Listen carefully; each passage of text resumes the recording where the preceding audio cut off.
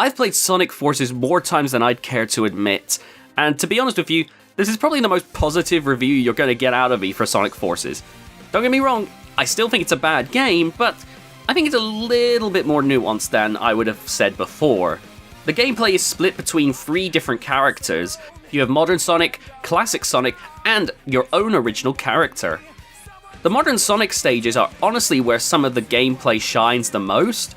The levels, generally speaking, aren't that amazingly designed, apart from a few exceptions here and there, but the gameplay has definitely been tweaked since Sonic Generations, with the homing attack being far more responsive. Just in general, the gameplay for the most part was pretty good. Apart from some baffling situations here and there, 9 times out of 10, the gameplay was actually pretty nice. My biggest problem was that I just wish we had some more dynamic and interesting levels. Visually, the levels had a lot more going on to make the levels more interesting and generally more memorable, but I wish the gameplay was beefed up to match. A lot of the time, the level design is far less interesting than what you would see in Sonic Generations. Classic Sonic, meanwhile, is easily the lowlight of the entire experience for me. And this isn't like with Sonic Generations where it was still good, but just not as good as the modern Sonic stuff. This is a case where I actually think the classic Sonic stuff was really bad. Like, there were so many times when I was playing with the 2D controls, and I don't know what they've done to them, but there were so many times where I messed up a jump, and I was like, okay, this is getting ridiculous now. I never had this problem with classic Sonic and Sonic Generations. This is a bit ridiculous. And just in general, the classic Sonic stages just became something that I dreaded every time I saw that little light blue icon appear. Every time I saw that, I knew it was going to be a classic Sonic stage, and I knew that I was just going to have to grit my teeth and bear it to get to the other 2/3 of the game, which I found much more appealing. The other third being the original character, and this is definitely the standout feature in Sonic Forces, as you get to create your own original character, customize it however you want, with a whole litany of different weapons that you can try out, some of them being more useful than others, which we'll get into that. And honestly, I think this was a really smart idea. Sega knows their audience. They know that original characters for Sonic are ubiquitous, so giving a feature where you can create your own character is honestly really smart. And it's something that, much like the Chow Garden, I think it should just be a feature that they include in as many Sonic games as they possibly can. Which, by the way, yes, I am one of the many who wants the Chow Garden back. Now, in terms of the weapons that the original character gets to have, there was a few that I got to try out. The flame weapon is pretty good. There was a lightning one, which I remember was pretty nice. There was a cube one, which I felt was a bit too situational at times. You had to get way too close to the enemies at times if you wanted to do multiple at once. There was a drill weapon, which in 2D spaces was so overpowered, but in 3D spaces was basically a death sentence to use. And then there was this one where you had clones of yourself, which was so OP that I absolutely destroyed a boss or two with it. Like, it's so much more powerful than everything else I used in the game that I only ended up changing the weapons just because I wanted to experiment some more.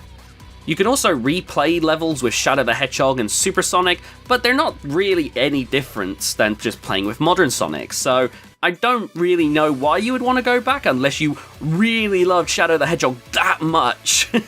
As for the levels themselves, for the most part, when you're doing the modern / original character levels, they're okay. Like, they're nothing too special. They're definitely far less interesting than some of the levels we got in Sonic Generations, with a notable exception here or there. The Metropolis levels aren't just a situation where they look better like the rest of Sonic Forces. These actually generally play better and are far more interesting, such as a level which is probably the best showcase of the villain Infinite that we get the entire game, in my opinion, but just in general far more interesting gameplay-wise. I don't know who designed the Metropolis stages, but they probably should have designed the rest of the game too while they were at it. Or if they did design the rest of the game's levels, they should have designed it to this level, because this was by far some of the best stuff the game had to offer. If Sonic Generations 2 ever got made, then they would have to take a lot of stuff from Metropolis to represent Sonic Forces, because this was the highlight of the game in my opinion. But overall, gameplay-wise, despite my compliments, I generally just didn't find it all that engaging a lot of the time. The classic Sonic stuff, like I said, dragged the whole experience down. The boss fights I didn't find all that engaging at all, apart from the Death Egg robot towards the very end of the game. Everything else just felt so lifeless? Like, I don't know how else to describe it. There's a fight you have with Zavok, there's a fight you have with Metal Sonic, there's a fight you have with Infinite himself, there's actually multiple, and I can't say that I really took much from it. They're so easy, and there's not really that much iconic about them. It seems that they were simply trotted out for nostalgia value, which doesn't make any sense in this situation. I really wish that they'd spent more time just focusing on Infinite.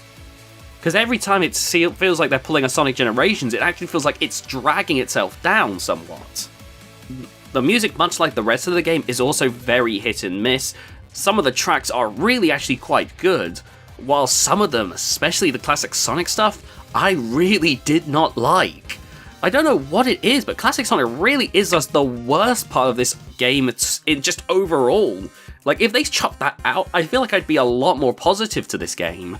Graphically, the game is just actually really good. Like, this is one part that I can't fault at all. Like, for the gameplay, which can be hit and miss, with the music that for the most part is alright, but sometimes it does have a few misses here and there, the graphics just in general look really nice. They've gone out of their way to make sure that the levels are all visually very interesting, with a lot going on in the background. It just makes each level stand out just that little bit more as a spectacle.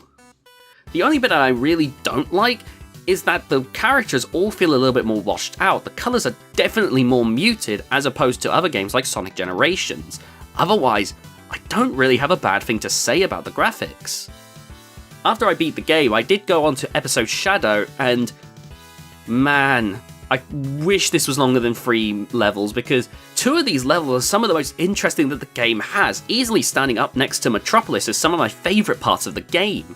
Obviously, this is just a part where it's all modern Sonic style gameplay, so it's already off to a great start with the improved controls, but it also feels like on top of the levels just looking nice, they actually went out of their way to make sure each level was designed in a way that it felt more interesting to play. It didn't feel like I was just kind of mindlessly boosting along with a few jumps here and there. There felt, a lot of the times, I needed to time my jumps just right, otherwise I was going to take damage.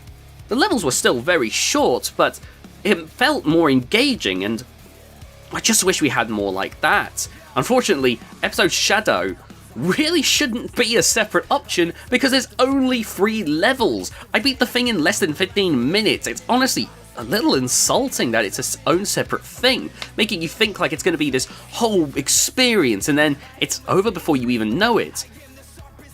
Again, it's also another interesting use of Infinite because while there's no cutscenes, which really is another absolute... it annoys me, but during the levels, they'll have these moments where Infinite is interfering, pretending to be Rouge and Omega, and it's so good to see like the ways that Infinite can mess with you, even if you don't see it happening.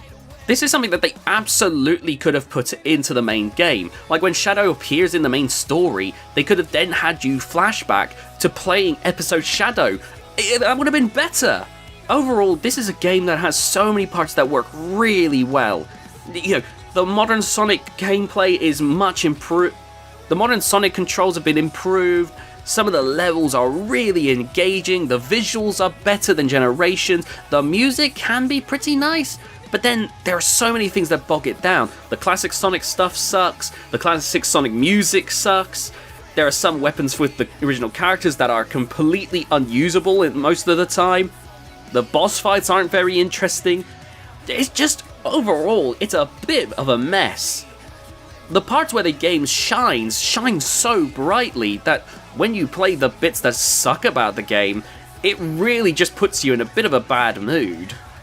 And as I've been talking about this, it reminds me why me and my friends who were into Sonic were so disappointed by this game's release, because as we discussed at the time, there was so much promise, but I don't think we could really articulate what we had on our minds. And while I gotta keep this review somewhat short for VGCember, yeah, like, there is so much that could have been improved.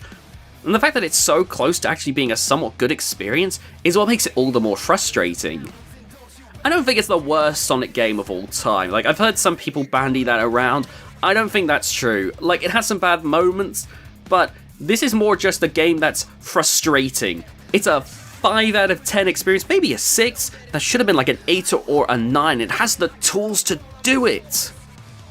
Don't get this game, I don't recommend it. There is a few things here and there that I enjoy, but overall the experience just isn't worth your time. There are infinitely more experiences out there in the Sonic library.